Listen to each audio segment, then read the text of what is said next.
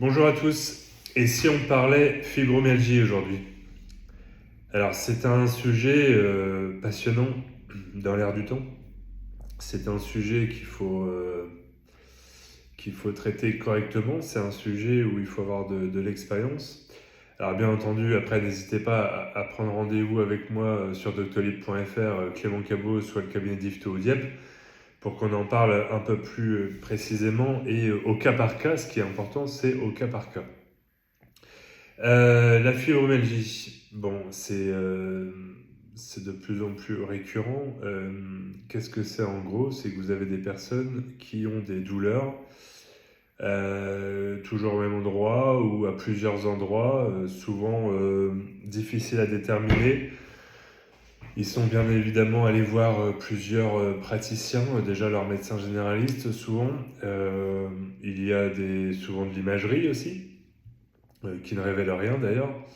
Donc ils sont un peu perdus et puis on va les étiqueter fibromyalgie parce que ils souffrent, ils ont des douleurs un peu partout et on ne trouve pas au niveau scientifique, au niveau imagerie médicale, des choses qui permettent d'obtenir une pathologie connue, disons.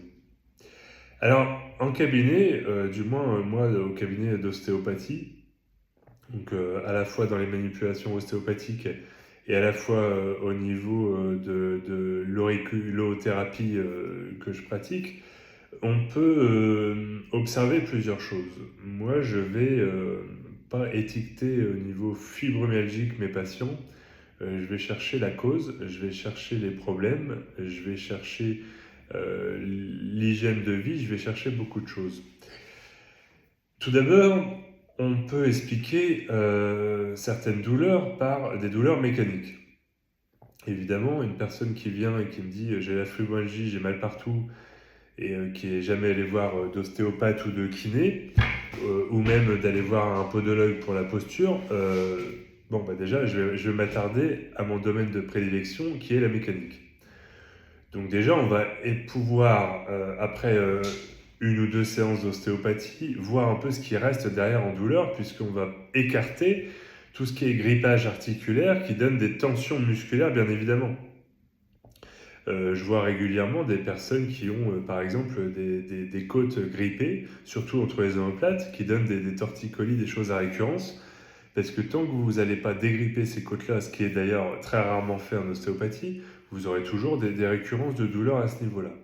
Bon, donc là, on va s'attarder à ça. Ensuite, il faut voir un peu la qualité du sommeil. Il faut voir les positions que vous prenez la nuit. Parce que si, admettons, on dort un tiers du temps, un tiers de la journée, donc à peu près 8 heures, dans une mauvaise position, ça va créer des tensions. Ça va créer surtout un raccourcissement musculaire. Et ce muscle-là va avoir du mal à reprendre sa forme initiale, reprendre une certaine élasticité. Donc vous aurez des douleurs chroniques au niveau musculaire. Voilà. Donc ensuite, on va passer, quand on a fait toute cette sphère mécanique, on va passer à la sphère psychologique. Et là, c'est très important. Puisque la psychologie qui va former une forme de stress va former progressivement des douleurs de plus en plus intenses, chroniques et très difficiles à enlever.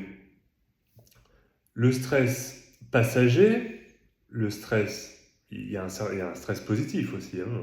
Il faut avoir des objectifs dans la vie. Si on n'a pas d'objectif, déjà, le cerveau n'est pas dans une logique d'aller vers l'avant. Donc ça, déjà, ça ne peut pas aller. Et si on accumule un stress, et si on a des stress plus ou moins importants, le gros classique, très très grand classique, c'est le stress familial. C'est-à-dire qu'il y a des tensions familiales, il y a certaines... on ne peut pas correspondre à tout le monde, on ne peut pas s'entendre avec tout le monde. Et étant donné que c'est la famille, les gens restent dans un cocon, restent dans une certaine logique qui est... c'est une prison en fait, on arrive à une prison. Et si vous accumulez comme ça année après année, vous avez des choses qui vont s'ancrer dans le corps, qui vont être très très difficiles à soulever, ou alors il va falloir plusieurs séances, et ça sur plusieurs mois, voire des années. Je relève très souvent, moi, en ostéopathie, à raison, même si c'est qu'une séance tous les 3 mois ou tous les 4 mois, on arrive vraiment à un certain relâchement du corps au bout d'1 an ou 1 an et demi. Alors certains vont me dire, sont prêts à faire ça si ça peut les soulager définitivement. Bien entendu, on peut arriver à soulager définitivement, mais ce qu'il faut comprendre, c'est qu'il y a une certaine thérapie et une certaine logique de séance à respecter. Aussi bien en ostéopathie d'ailleurs qu'en auriculothérapie, puisque ça va être des séances qui vont être complémentaires. Donc l'aspect psychologique est très important. Il faut mettre des choses en place, il faut vouloir mettre des choses en place. Ce qui est important, c'est ça, c'est qu'à un moment donné, se plaindre, c'est une chose, mais il va falloir se forcer, ce qui est très difficile d'ailleurs, se forcer à changer ses habitudes. Il va falloir bouger un peu, euh, casser ce qu'on a appris, casser ce qu'on nous a toujours dit, repartir de zéro, rebooter le système, entre guillemets. Et donc ça, c'est important de savoir s'entourer aussi, et s'entourer de personnes qui connaissent le problème.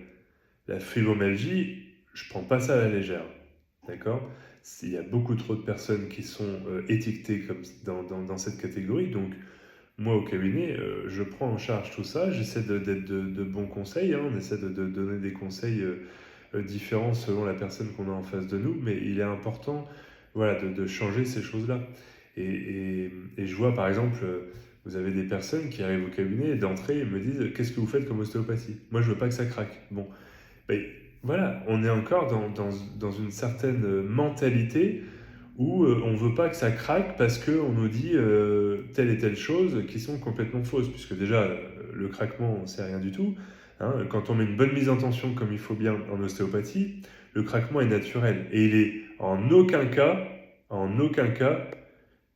une image de forcé ou d'une douleur.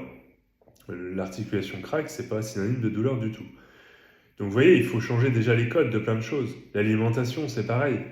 Hein, on voit il y a quelques années, on vous disait manger 5-6 œufs par jour maximum.